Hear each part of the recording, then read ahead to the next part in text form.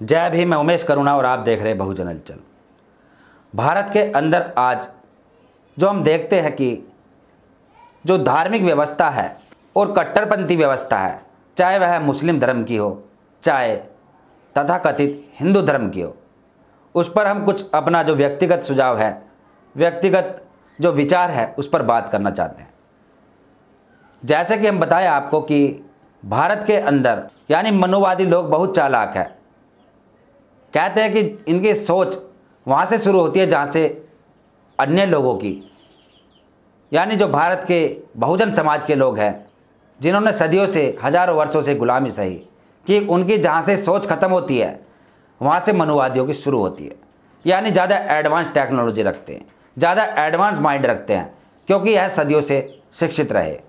और बहुजन समाज के लोग तो अभी कुछ ही पीढ़ी से शिक्षित होने लगे हैं, और जैसे जैसे शिक्षित हो रहे हैं वैसे वैसे वह बोलने भी लगे हैं। धर्म के ऊपर सबसे पहले हम लेकर चलते हैं इस्लाम धर्म।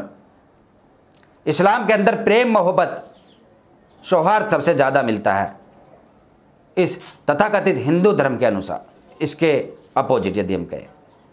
क्योंकि इस्लाम के अंदर जो हम देखते हैं जाति व्यवस्था तो उसमें भी है कुछ हद तक, लेकिन उनकी जो नियम है, कानून है, कायदे है, वह कुछ हटकर है। यानी जिसने इस्लाम बनाया मोहम्मद साहब, उन्होंने शायद हिंदू धर्म की व्यवस्था को डीपली गहन अध्ययन किया और उसमें जो बुराइयां थी, जो कमियां थी, उन कमियों को निकाल कर एक अपना धर्म स्थापित किया, मजहब स्थापित किया।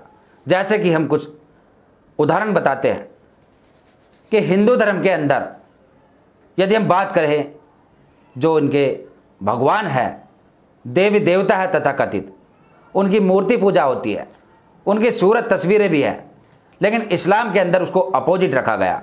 यानी उनको पता था पहले ही कि ये सबसे बड़ी बुराई है। एक पर विश्वास रखो, केवल एक पर, और वह एक भी वह हो जिसकी सूरत ना हो, कोई आकार ना हो, और ऐसा ही होता है। केवल कुरान और जो उसके अंदर है उस पर अमल करना होगा, और वही होता है। और हिंदुओं के अंदर आज भी वही व्यवस्था बनी हुई है। सैकड़ों करोड़ों हम देखते हैं रोजाना, और वह भी अपमानित होते हैं। कहीं कचरे में पड़े हैं तो कहीं कहीं पड़े हैं, यानी उनको सही तरीके से स्थान भी नहीं मिलता। कुछ जगह पर हम ऐसा भी देखते हैं। यह है सबसे बड़ी बुराई। और दूसरी बात यदि हम कहें कि इसके जो ठेकेदार है वह भी कितना भी सुधारने की कोशिश कर ले, लेकिन अब सुधार नहीं कर सकते, नहीं हो पाएगा, क्योंकि बहुत आगे बात जा चुकी है। कितना भी सुधार कर ले। दूसरी बात आती है भेदभाव। भेदभाव इतना सबसे ज़्यादा हिंदू धर्म के अंदर मिलता है, इससे ज़्यादा शायद कहीं ना हो। जातिवाद सबसे ज़्यादा हिंदू धर्म के अंदर मिलता है, शायद इससे ज़्यादा किसी भी देश में कहीं ना हो, किसी भी धर्म में ना हो। क्योंकि जाति व्यवस्था की बात करें यदि हम, रोजाना जो केस आते हैं सामने कि एक हिंदू धर्म के तथाकथित कुछ जाति के लोग बहुजन समाज की कुछ जो जातियां हैं, जो गरीब वंचित जातियां हैं, उनके ऊपर शोषण करते हैं। अभी हाल फिलहाल की घटना है, हम घटनाओं के नाम यदि गिनवाने लगे तो बहुत घटनाएं बता सकते हैं, लेकिन शॉर्ट में हम बात बताना चाहेंगे। यह होगी जाति व्यवस्था, भेदभाव।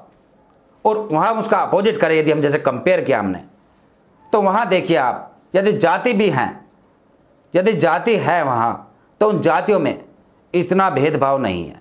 कहते हैं कि 100 मुल्ला और एक चुल्ला, एक चूल्हे के ऊपर यदि 100 या 1000 मुल्ला भी होंगे, वह खाना खा लेते हैं एक थाली में। वहाँ भेदभाव नहीं होता। और यहाँ खाने के ऊपर भी भेदभाव होता है, पहनने के ऊपर भी भेदभाव होता है, यहाँ तक कि प्राकृतिक की जो चीज़ें हैं उनके ऊपर भी भेदभाव होता है। और इस्लाम में इसका अपोजिट है। वहाँ एक मस्जिद में हजारों जातियाँ के, जितनी भी जातियाँ हैं, इनमें सब जातियों के लोग नमाज पढ़ लेते हैं। और यहाँ मंदिरों में भी जातिवाद, ये फला जाति का मंदिर, ये फला जाति का मंदिर। और मंदिर तो छोड़ें, यहाँ सबसे बड़ी बात आती है अंतिम संस्कार करने का जो स्थान होता है, जिसको बोलते हैं शमशान घाट। शमशान घाट में भी हमने देखा जातिवाद। ये सैनियों का, ये जाटों का, ये चमारों का, या अहीरों का, ये ब्राह्मणों का, इस तरीके से जो व्यवस्था है शमशान घाट की, यानी जीते जी तो जातिवाद होता ही है, मरने के बाद भी जातिवाद। हम देखते हैं शमशान घाट में बोर्ड लगा हुआ होता है कि ये फला जाति के शमशान घाट है, इसमें उसी जाति के लोग अपने मृतक शव का अंतिम संस्कार करेंगे। ये कितनी बड़ी दुर्भावना है भारत की कि इसको समाप्त भी नहीं किया जा सकता, और ना ही ठेकेदार करना चाहते। यह चाहते हैं कि ये बनी रहे, सदियों से बनी रहे, क्योंकि गुलामी जो करनी है, गुलाम जो बनाकर रखना है, छोटी जाति बड़ी जाति, इस व्यवस्था में समाज को बांट कर रख दिया। और इसलिए हम कहते हैं कि ये धर्म नहीं धंधा है। इस धंधे की आड़ में पिसता है गरीब, वंचित, बेसहारा, और यही देखने को मिलता है। अब आती है बात खान पान पर, और इस्लाम धर्म के अंदर, इस मजहब के अंदर खान पान को भी बड़े बारीकी से सोच समझकर रखा गया। यानी कि इस्लामिक जो हम देखते हैं, मस्जिद के बाहर कोई दुकानें निकाल देते हैं और वहाँ सबसे ज़्यादा बिकता है मीट मांस।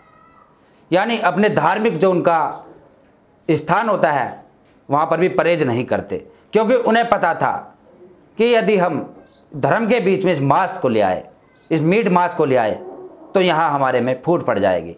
तो उन्होंने कंपलसरी कर दिया, मुस्लिमों में यदि कोई खाता हो, उसका सेवन करता हो या ना करता हो, लेकिन कोई ऐतराज़ नहीं करेगा, कंपलसरी रख दिया। इसलिए त्योहारों में भी उन्होंने, जो उनका त्यौहार आता है ईद, एक बकरा ईद अलग से स्पेशल रख दिया कि हर मुस्लिम ईद मनाएगा और वह खाएगा, क्योंकि उन्हें पता था कि यदि कुछ लोग, हम पाबंदी लगा देंगे कि कुछ लोग नहीं खाएंगे और कुछ खाएंगे, तो आपस में वह भेदभाव करेंगे और फूट पड़ जाएगी धर्म के अंदर।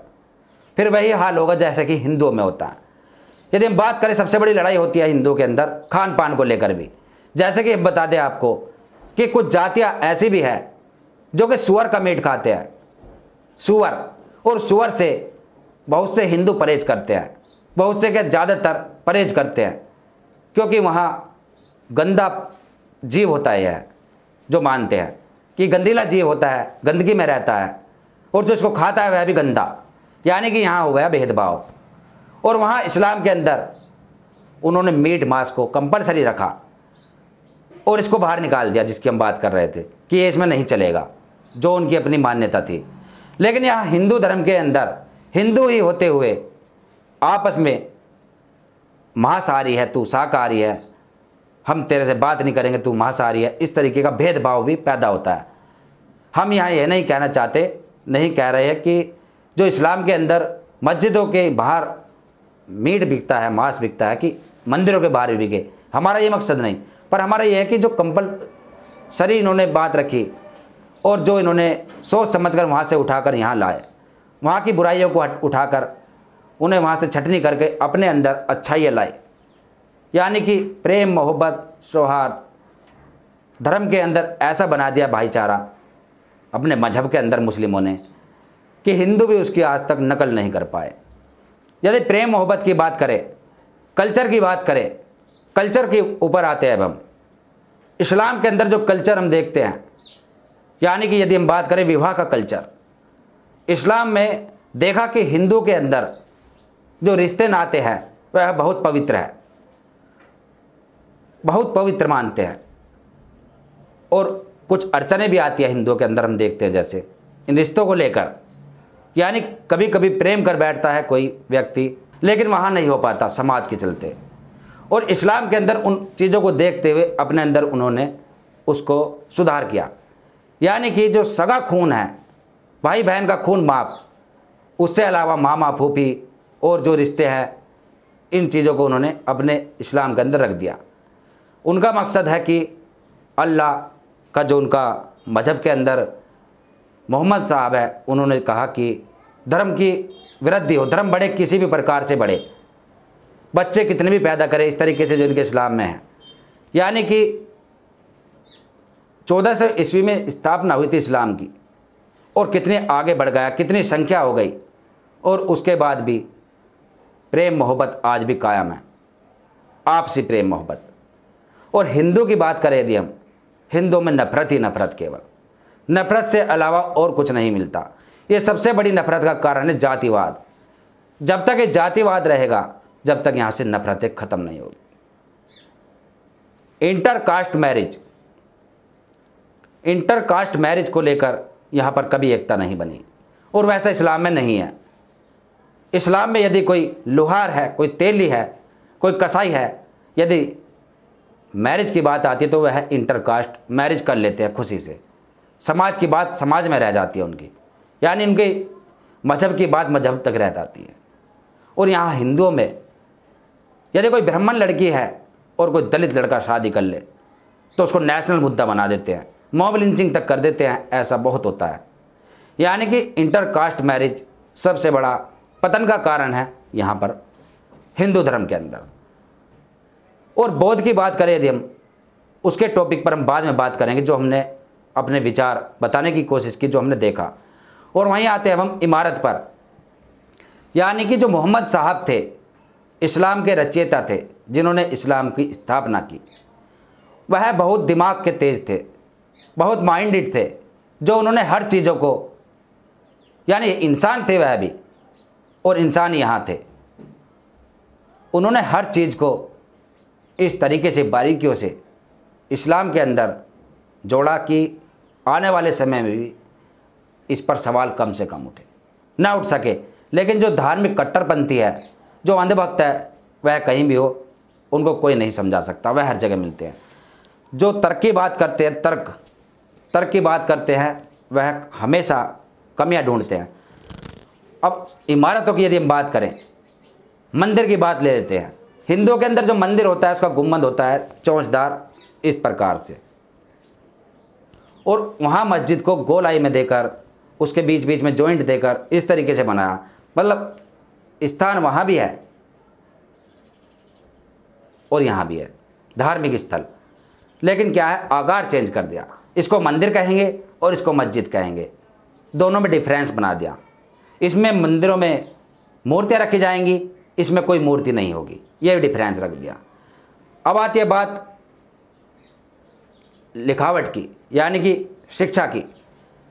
हिंदुओं के अंदर जो हिंदू गीता है, इनके धर्म के अनुसार हम लिखना शुरू करते हैं इस तरीके से, यानी कि पेज को पलटकर उल्टे हाथ की तरफ से हम लिखना शुरू करते हैं, और वहाँ उर्दू में सीधे हाथ की तरफ से। मतलब हर चीज़ में डिफरेंस कर दिया गया। यहाँ पर अंतिम संस्कार किया जाता है अग्नि दहन करके, और वहाँ पर दफना दिया जाता है। यानी एक डिफरेंस करना था और कुछ बुराइयों को हटाना था, तो इस्लाम को बना दिया गया। ये हम देखते हैं। और ऐसा हिंदुओं के अंदर, जैसे कि तथाकथित राम रहीम आसाराम बापू, उन्होंने भी कोशिश की कि ये एक अपना अलग मजहब बना दे, अपना एक अलग पंथ बना दे, जैसे कि सिख अनुसार बनाया गया गुरु नानक देव साहब ने।